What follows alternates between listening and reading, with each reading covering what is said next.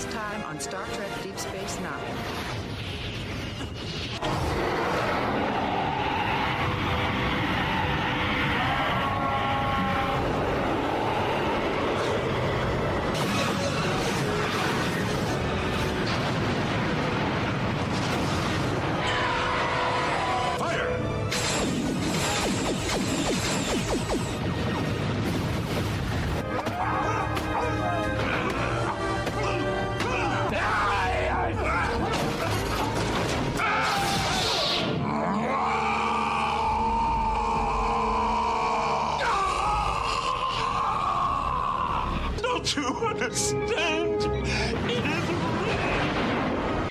Well, I don't know if Miles is that great looking. He's a cute guy, I guess, you know, and Bashir's all right. Bashir's all right. Kind of a skinny guy, yeah, you know. Yeah. And now the conclusion.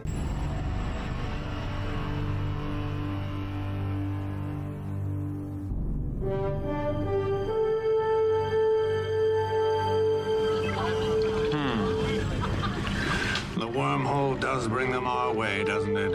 Everyone wants a piece of the new frontier.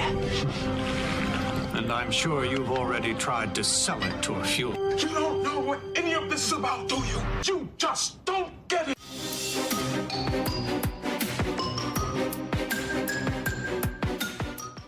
If your lobes are tingling, it's one of two things. Either somebody has secretly snuck up behind you and pierced your ears, or you're listening to Audio Umox with your host, Captain John Christopher and Simon Van Gelder. We switched our names. Have we switched places? It's funny because this is not like a switched places episode, but I threw that out there to see what would happen. There's a bit of that in there's a bit of that in here though. I kind of thought, but I didn't. It wasn't. It's not trading places, right? It's a little. It's not on the nose, so I thought, well, okay, you know. So, but well, hey, John. Okay. I want to tell you something. I had a great time seeing you in your humble abode and recording our last episode there. Thank you so much. Yeah, it was great. Great having you here, and lots of fun. Oh, we had a good time. Sorry, I wasn't prepared to record more than I think just one episode, but we were dealing with some new tech and we were trying to work that out, and I think it sounded good. I mean, I don't know if the show was good, but it sounded good. But the audio quality. That audio. It's kind of like, you know, you're nominated for an Oscar for, you know, sound editing. Sound mixing. And mixing. Yeah. It's like, yeah, what you said was horrible, but the way it was mixed was pretty good. Yeah. Yes. Well, you know, I am so reminded of the Iggy Pop song that was so covered by Pretenders for this week's episode, The Passenger. Yes. And I'm excited to talk about The Passenger. Before we do... But first, the trunk. So I am enjoying a hometown favorite, enjoying a Goose Island summertime Kolsch. Let me tell you, so I if had the some of that. If the friendly folks at Goose Island would like to sponsor us, I would be very willing to trade them for beer if we could come up with a bartering arrangement of sponsorship, and that will be my Tranya, moving forward. I think that's something we should put out there on the social media. And I want to tell you, I had a Goose Island Kolsch while I was there visiting you, and I'm not a beer guy, and I loved it. And yes, so of course, when I come home, I'm back to my usual. I'm having actually, it's not a Vesper. It's a vodka martini. It's a vodka martini with a twist of lemon. It's delicious. It's delightful. Nice. We're recording on a Thursday night. I look forward to tomorrow night. I'm going to pick up some Rang Pure Tanqueray gin, and I'm going to have that tomorrow night. But tonight, it's awesome. All about the vodka martini. Very good. Very good. So I see that you're using the new mic. Are you happy with the performance of your new microphone? Well, I'm using. Yeah, I picked up a travel mic. It's a Meteor. I think that's what it is. It's a Samson not Samsung, but a Samsung Meteor mic.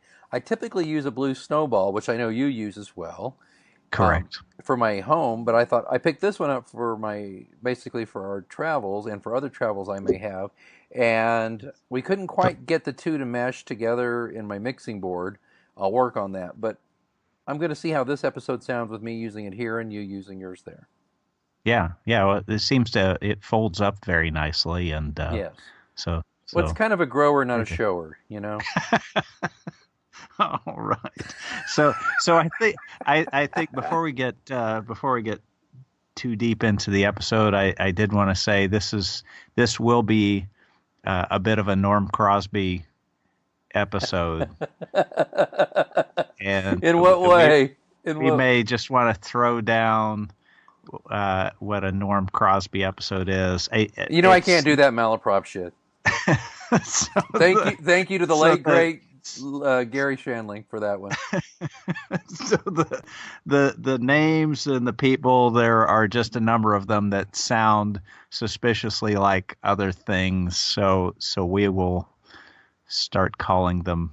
I will certainly be calling them, a few of them, by what they sound like and not what their actual name is. So no disrespect to the writers or to anyone who has meticulously designed, chosen the names of these people, these characters and planets, but I just find them funny sometimes. Well, you and we're very big on the Malaprop jokes and what is often called these days a dad joke, which I don't like how that cheapens the hard work we put into puns, but true. They call it dad jokes these days. But yeah, we are very much into Malaprop humor. That would be Norm Crosby, and which Gary Shandling, as I said, had made a funny remark about on the Larry Sanders Show.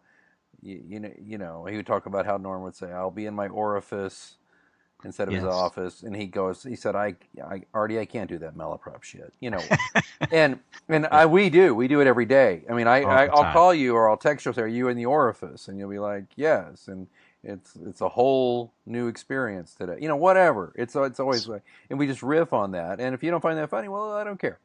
All right. I really don't. You'll laughing. You'll just hear me laughing snickering, as you always do on these episodes. Yes, snickering like Mugly. This teleplay was by Morgan Gendel, Robert Hewitt Wolf, one of my favorite writers on the show, and Michael Piller, one of the co-creators of the show, the late great Michael Piller. Directed by Paul Lynch. The Passenger is episode 9. Is this our 10th episode or 11th episode? This is episode 8. 8. Which would make it our 10th episode. Yeah, because our last episode was episode 9, Death and Daxes, which we hope you enjoyed that one. Yes.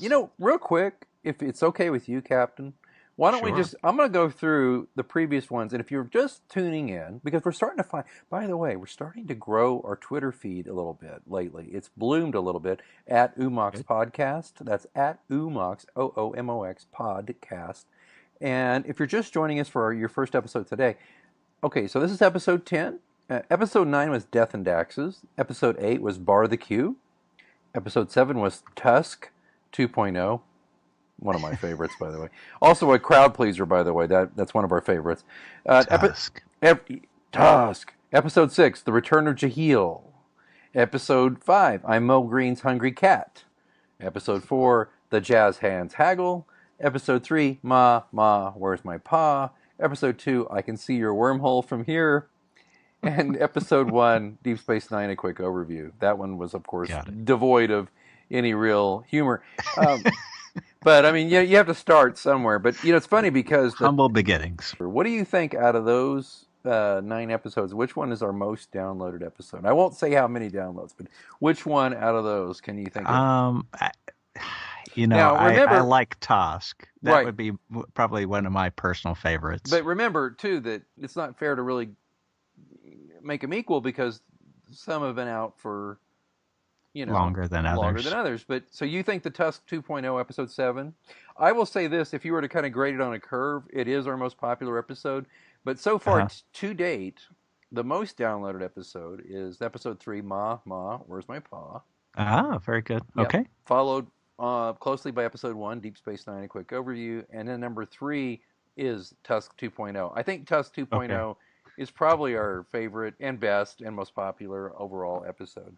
Right. Yeah. Now, which one would you say is the total garbage one? The rest. I don't know. I mean, I it would have to be the stinker so far. Would have to be, and this is why you have to go listen to it, folks, and see if we're right or wrong, or other people are. Episode 5, I'm Mo Green's Hungry Cat. That one has really been sucking. I don't even remember that episode. What That's episode? That's where the guy created a clone of himself to murder. And oh yeah, he's Mo Green, and he's got the Hungry Cat. And... Yes. Yeah. All right. And by the way, don't let me forget on today's episode. Go ahead. I'm sorry. What were you saying? Oh, I was just going to just begin with a general overview of this episode. Yes, go with it. It seems that the writers are they're testing every staid, tried and true format, script writing format, and but just making it in space. And so this is this is probably another one of those where it's trying to create a mystery in space kind of thing with a little bit of action. And anyway, shall we dive in? Do you want to dive in? Did you have an overview? I was just going to say no. I'll let you go with the overview. I just want to say that we're still on kind of the burn victim watch with Odo's makeup on this episode. So let's make sure we cover that while we're here. But please go ahead and tell us about the passenger. Okay, so we open up, and Major Kira and Dr. Bashir are on some kind of medical mission. They're on their way back on the Rio Grande. And he says, "There I was. I'm there an I old was. cowhand. There I was in the Congo." He said yes, so he's bragging yet again. This seems to be a common occurrence here in season 1 with Dr. Bashir, that he's apparently a very intelligent person, but has no skill when it comes to humility or women, and that's all he's got. All he's got is his ability to brag about his doctrine skills. Or is he just really insecure that he has to be so aren't I great? I wonder about that, but go ahead. I don't know.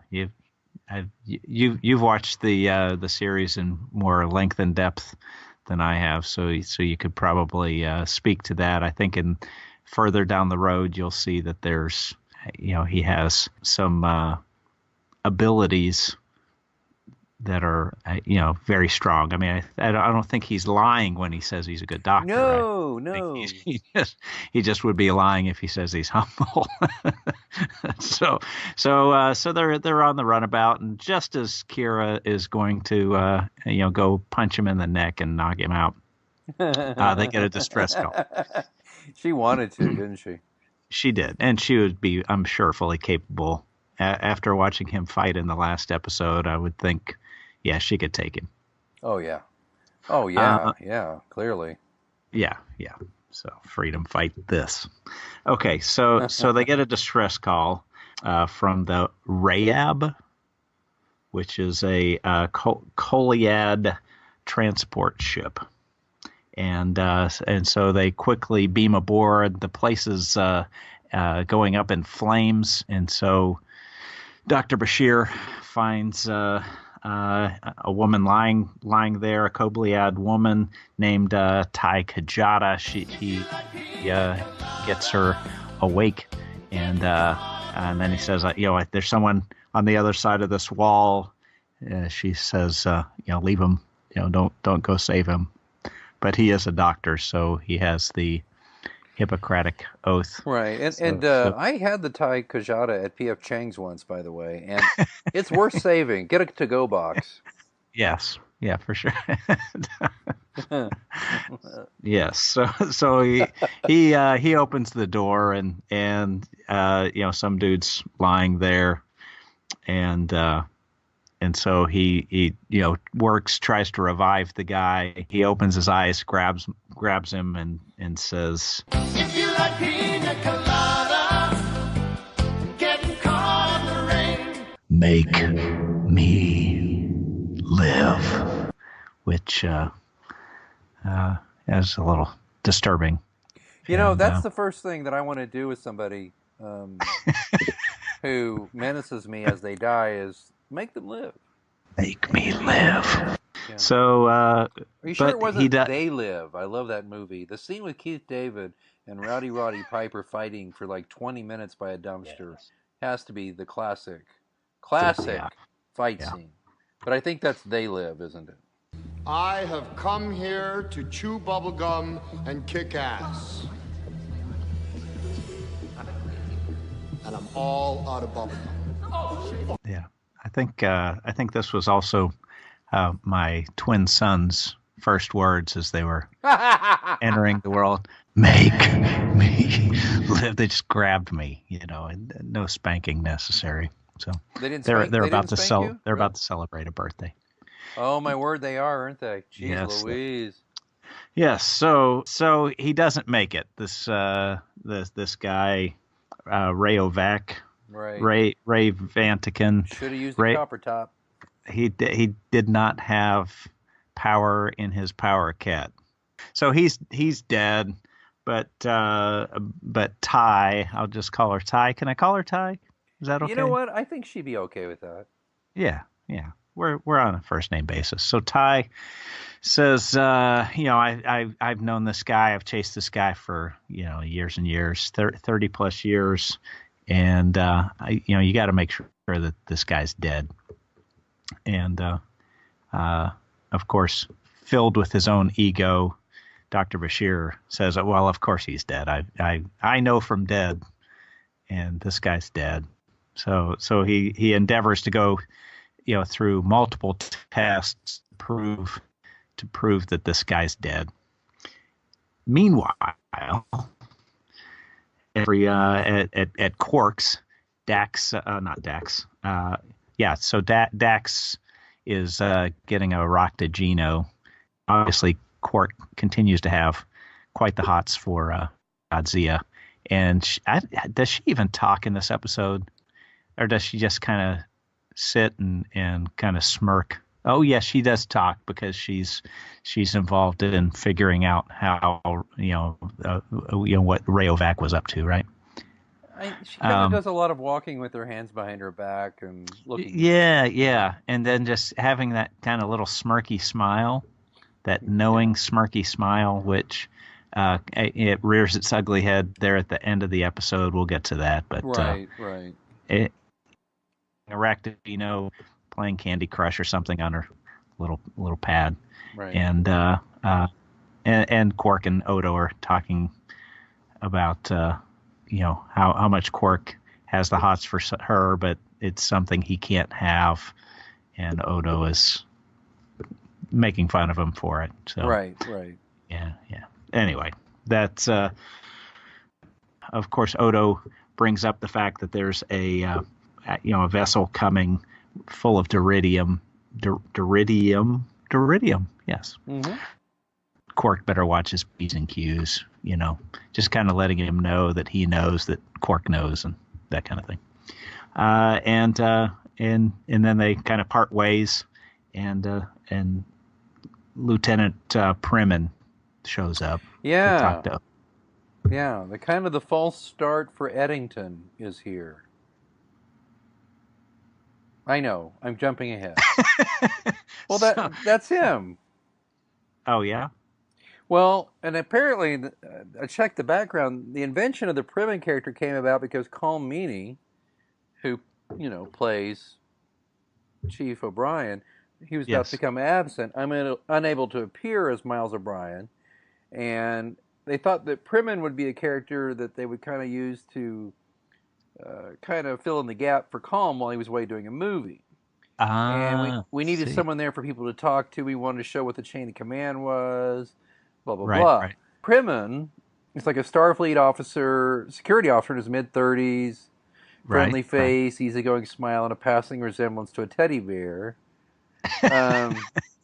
Yes. Yeah. So he was in for a few episodes.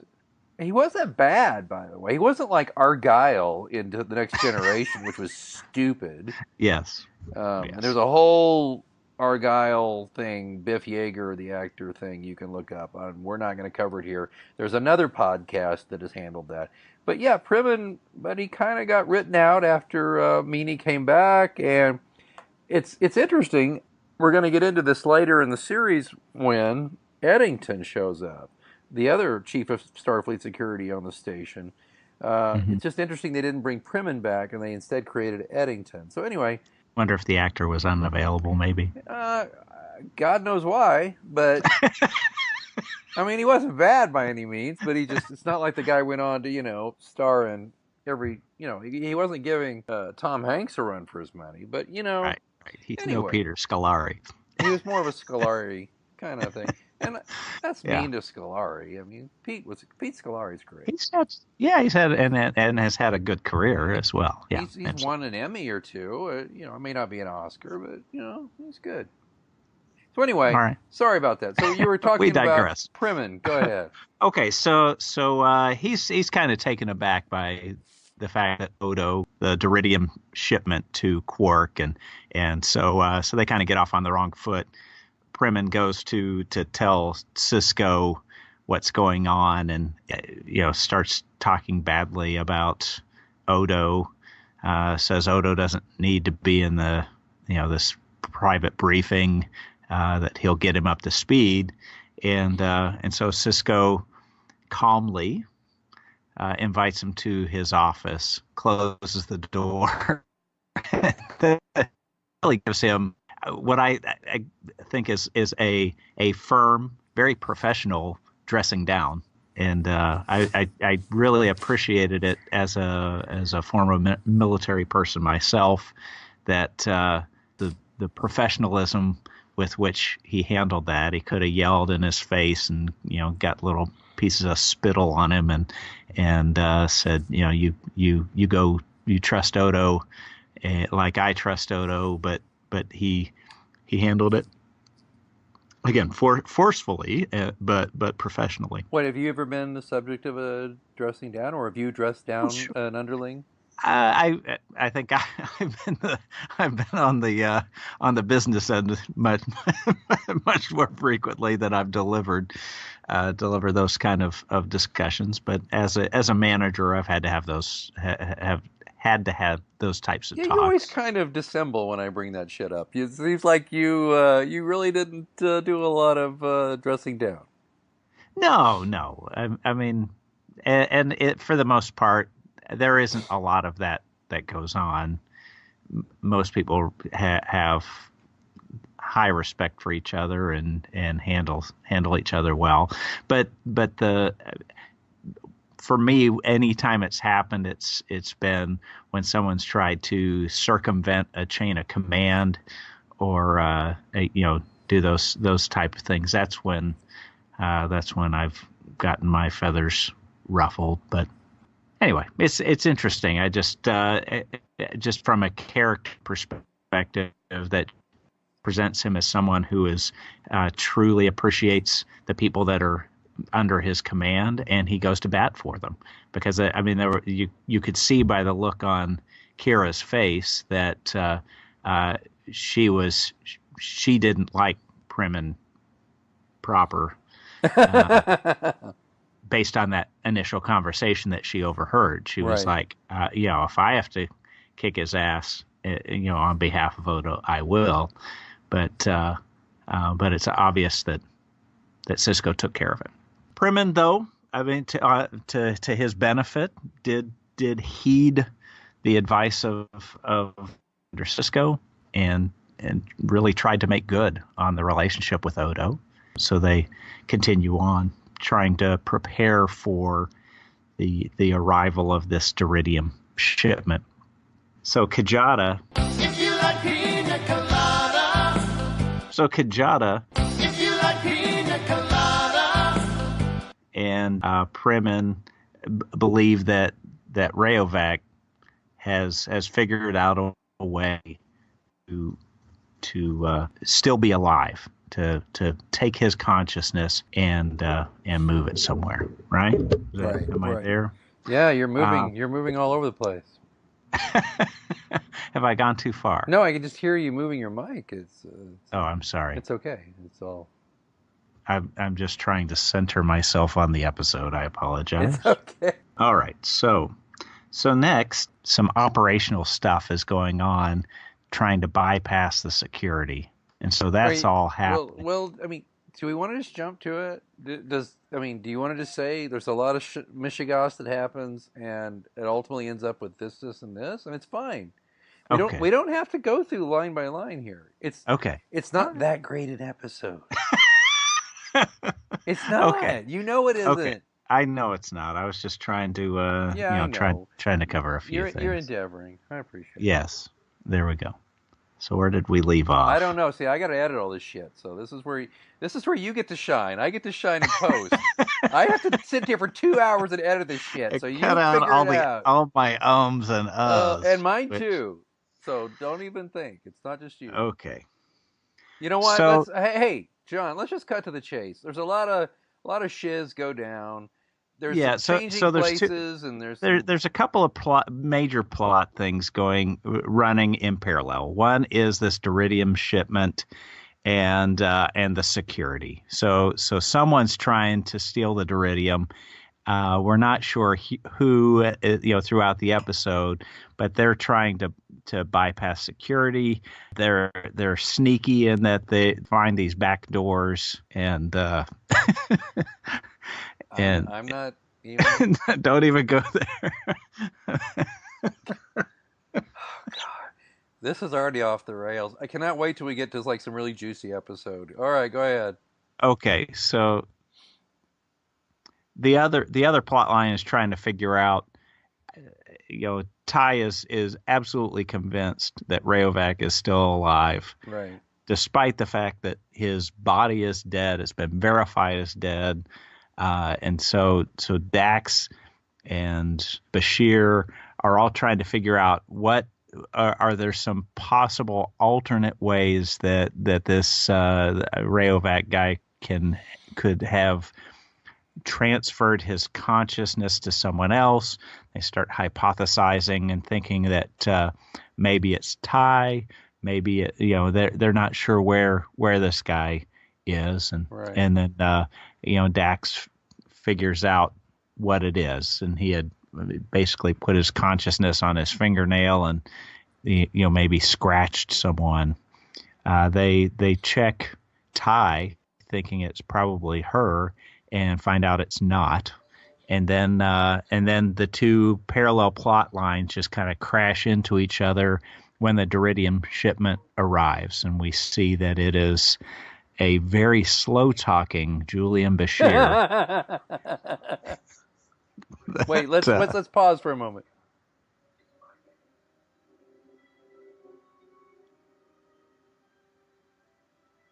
But I assume you know that already. I want to talk to Dr. Bashir. Unfortunately, he's not available at the moment. Is he all right? His body is, how do you humans say it, fit as a fiddle. Looks rather good on me, don't you think? What have you done to his mind, Vatican? It was necessary to render him unconscious for the time being. Us too. Here's the thing. I read up on this, and apparently Alexander Siddig, the actor, made a choice with his voice that initially he sounded like freaking Bela Lugosi. And no, seriously, and they made him go back and loop the whole episode again. Oh, so my you gosh. think this sounds bad? Imagine. It was even worse. Oh, Captain Sisko. I've come to say goodbye. I've come to suck your hypospray. Yeah, it's... I don't say blah, blah, blah. I don't say blah, blah, blah. And then there's Primin, who's all like, I'm just a teddy bear until Call Meanie gets back. Anyway, yeah. Okay, so everything collides as Bashir reveals that he's the power cat. He's in charge. He's shooting things, I'm not sure if again there are a number of times in this first season where people get shot that I'm not sure if the phasers are on stun or on kill. But Right. I would think that it's a high probability with this character that that Bashir, while demon possessed, murdered 3 or 4 people. I think you're right. And one thing Yeah. that also got murdered was Odo's makeup. Yet again, we're treated to Odo, the burn victim. He does not look right. It's not good. Regular fans of this show, not of Star Trek Deep Space Nine, but of our show, Audio Umox, both of you, will note that we have noticed the first, 8 episodes that Odo's makeup at best looks like crap, and at worst, a burn victim. Well, we are treated to yet another It's like variation of such. a Ken doll as a geisha. Oh, that's a nice. Ooh, that's good. Well, and you notice too. Imagine the synthetic hair. Well, until they started using additional hair pieces to help out Rene Auberjonois, you notice that the hair is usually his real hair. But the guy, like all of us over the age of whatever, are losing their hair.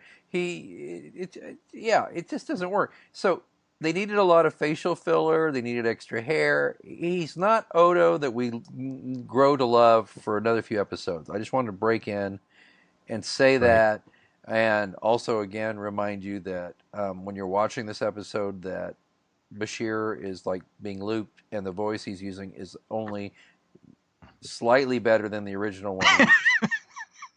And the part where he scratches up his hair at the end, and like he gets whacked with a beam, and then he like frizzes out his hair. He's like, "Where am I, man? What the what? Shields? What shields? Shields in Yarnell? What?" He doesn't recognize that it's a ship that he's sat on how many times. Well, that's what she said. What the where who the It's you know what? Yes. Look, let's just wrap it up. Okay. They get Rayo back out of him. At the last minute, they're able to. And Cisco gets to live out his dream of shooting Bashir with a phaser. And he has a terrible headache.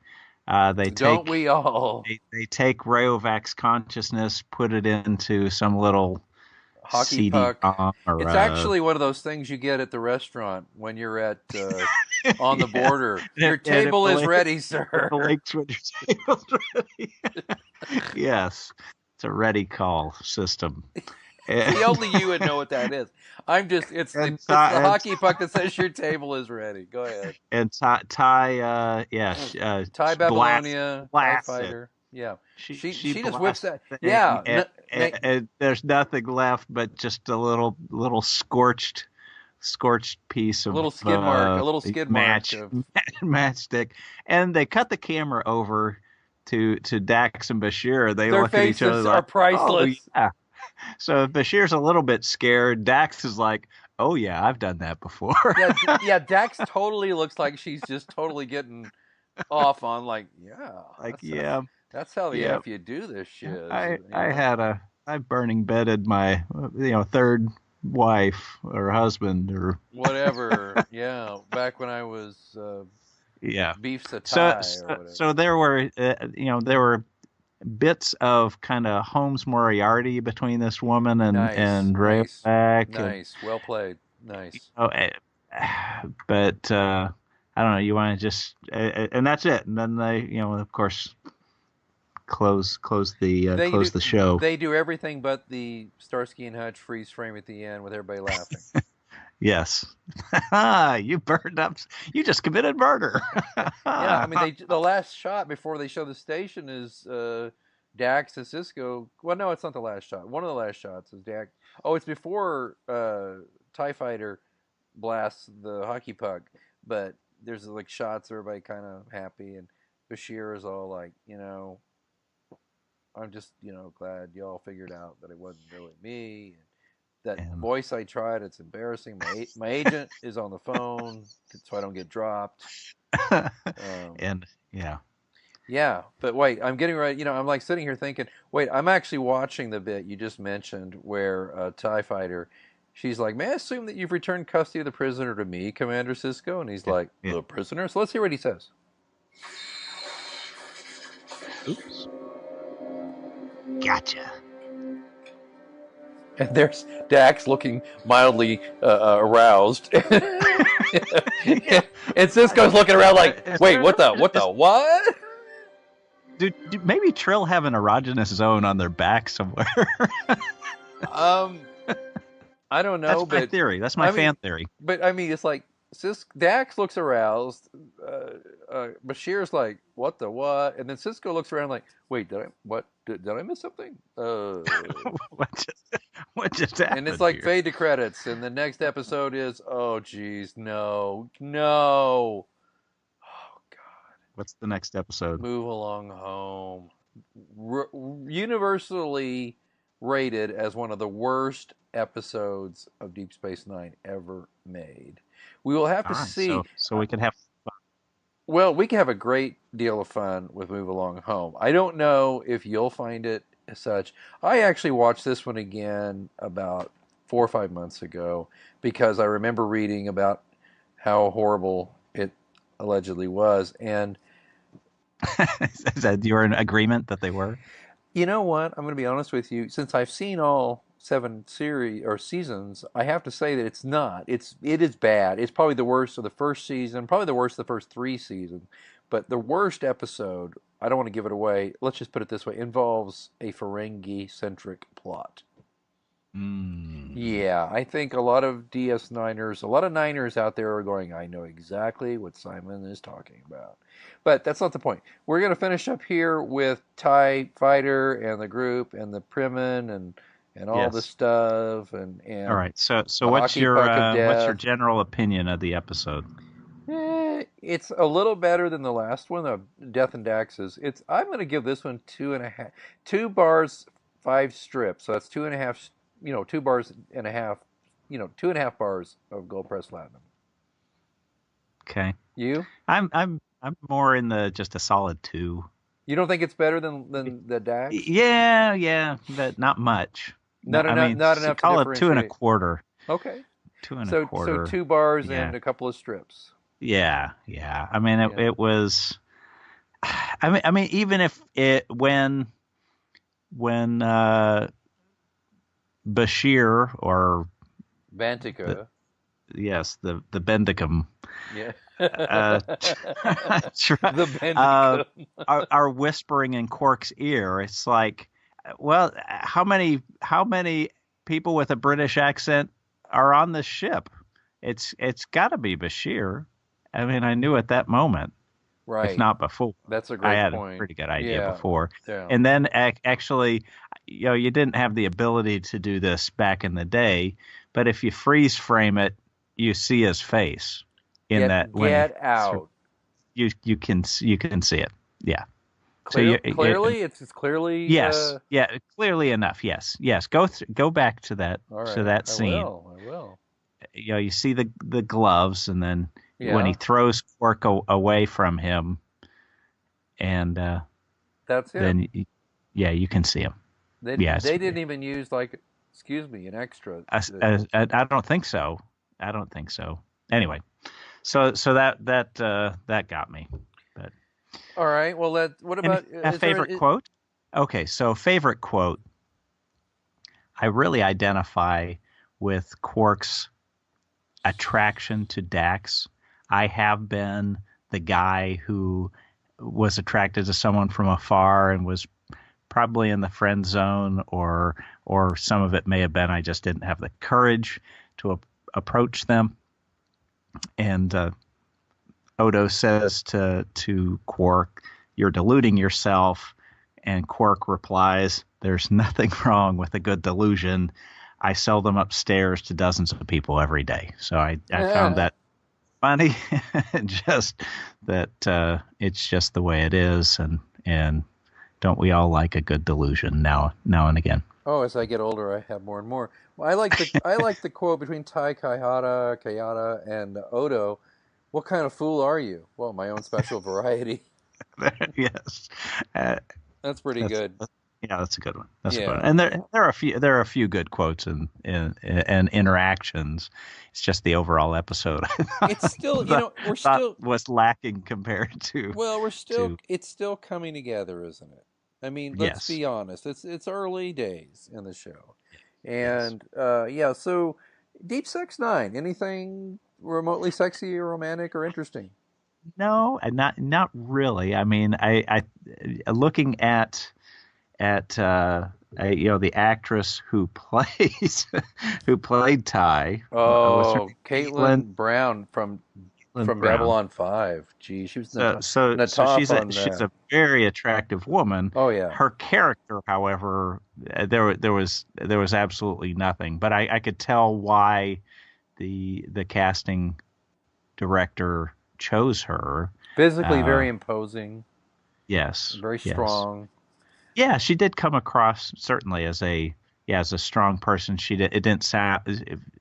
I didn't feel like she was forcing that interaction or that discussion of how she's been chasing this guy for so many years. Right, But right. but from a Deep Sex Nine perspective, I didn't see anything. I think we You? already covered mine. Yeah. Oh, it's definitely after Ty blasts the hockey puck. The look on Dax's face is pure sex. I mean, she's just like, it's delicious. I mean, she's like totally. Make me live. Oh, something made her live with it. That's good. But I mean, seriously, look at that face. It's like it's not even bemused or amused. It's like, yeah. So I like that. That's my Deep Sex Nine. All right. All right. So coming up on Move Along Home, a very derided episode 10 or so of Deep Space Nine. It's a visiting delegation from the Gamma Quadrant turns 4 crew members into pieces for a bizarre game. Yeah, this one will be fun if you really.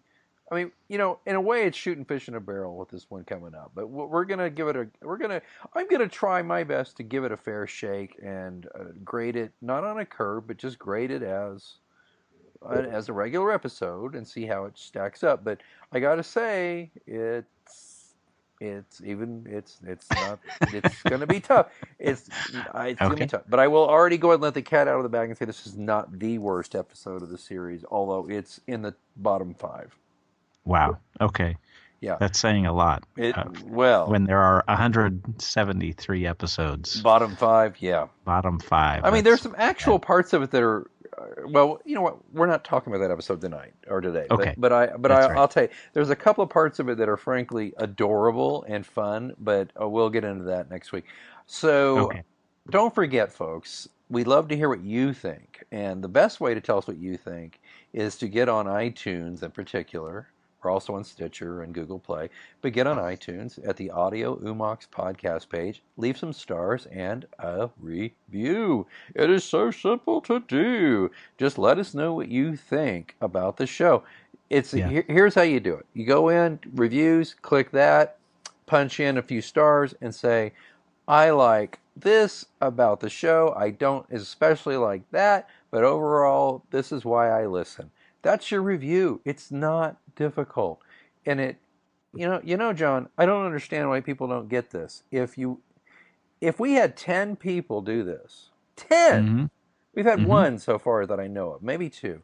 If we had 10 people do this, we would all of a sudden jump in the eyes of the iTunes gods who control which episodes of shows get pushed up in front of people.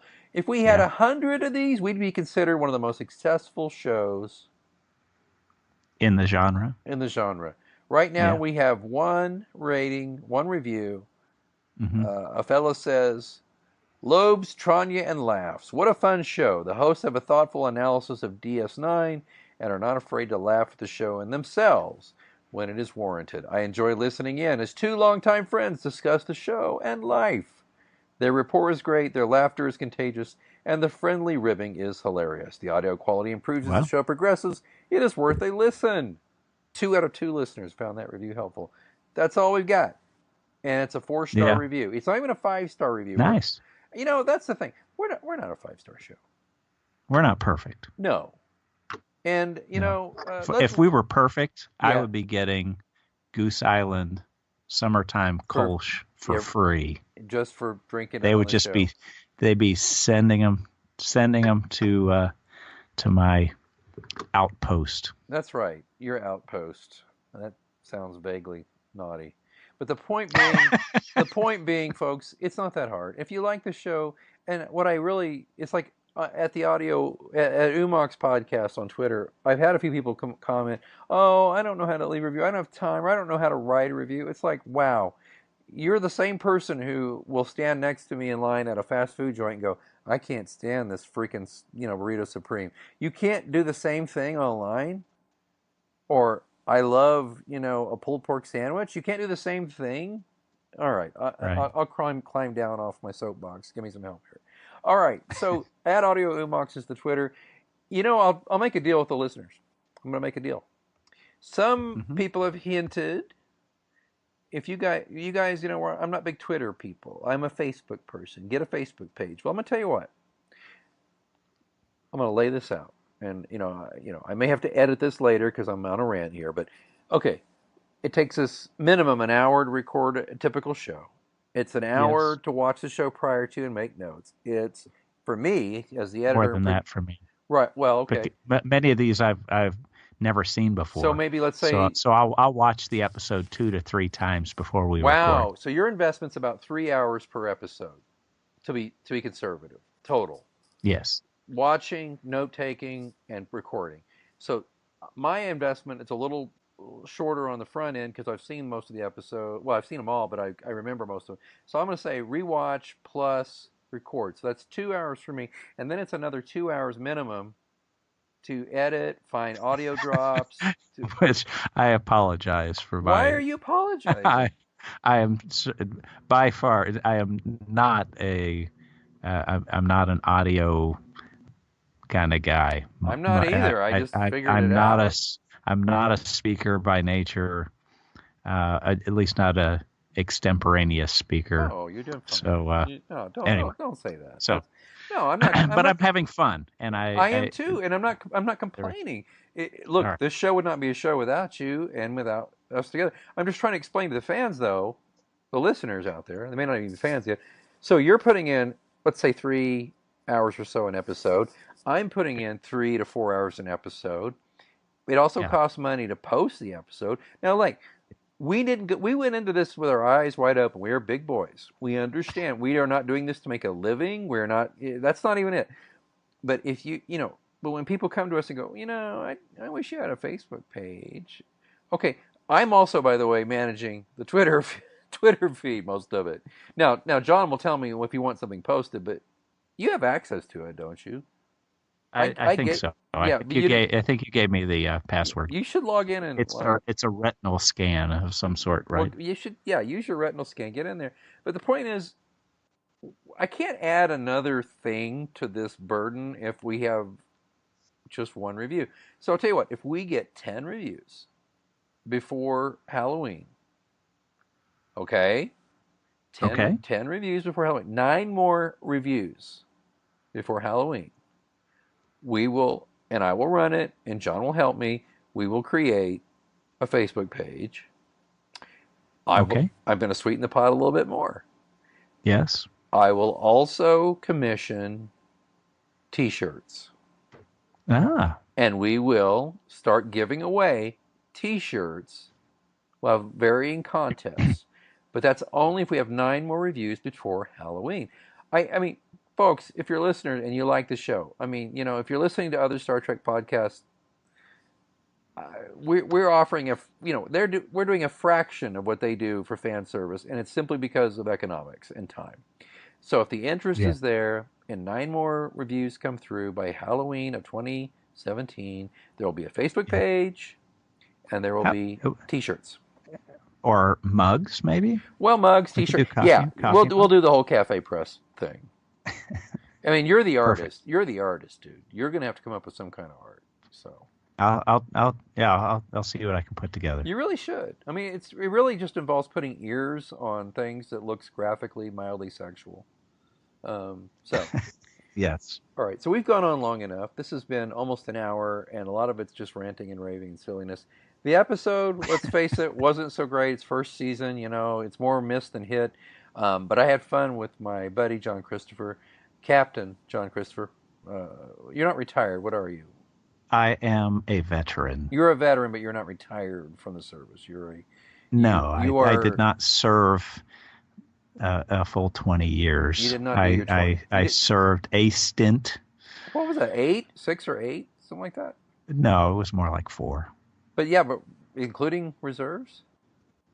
Well, I was on the individual ready reserve for a very long time, but I was active and in the reserve, about 4 years. That was it. It seemed like a long time, but because you got called up so often. That's why it seemed so long. Yes, I was deployed a couple of times. Yeah, man, you did your part, man. I don't mean to be like all, but I want to say it. Thank you for your service. It was my pleasure. Glad to serve. Well, I know you were. And I got a good deal out of it. You I sure was did. very fortunate. I was very fortunate, but got I was able to get some great experience out of it as well. So. Right. And I just I don't want to be hackneyed about it. But I mean, I sincerely Right. thank you. I mean, you got paid for it and you got some experience for it and it was good for you, but still, it was a sacrifice. So Yeah. nobody knows that. Almost nobody knows that more than me because I'm your best friend and I know a lot of what you went through because of it. But anyway, so I think that perspective is important to thinking about these Starfleet officers on an outpost in the middle of nowhere. Oh, sure. Yeah. I mean, for the whole going back home, like, the last episode, going back home to see Keiko's mother. Was it mom or was it grandma? It had to have been mom. I think it was her mother. Yeah. Yeah. Anyway, her celebrating her 100th birthday. Yeah. So those types of holidays are a challenge for active duty military folks. Yeah. And the scope and size gets even bigger when you're covering an entire quadrant of the galaxy. so it's it's interesting. It's interesting. Well, it is. You bring a perspective that's really important there, and we appreciate that. So, all right, this episode, The Passenger, basically 2 bars of gold press platinum out of 5. We're looking forward to move along home, I guess, next week. If we get along home, 9 more reviews by Halloween of 2017, and you'll get a Facebook page, and we'll start giving away merch stuff. Yeah. And I don't know how to make it any better than that, John. You've sweetened the pot. Yeah.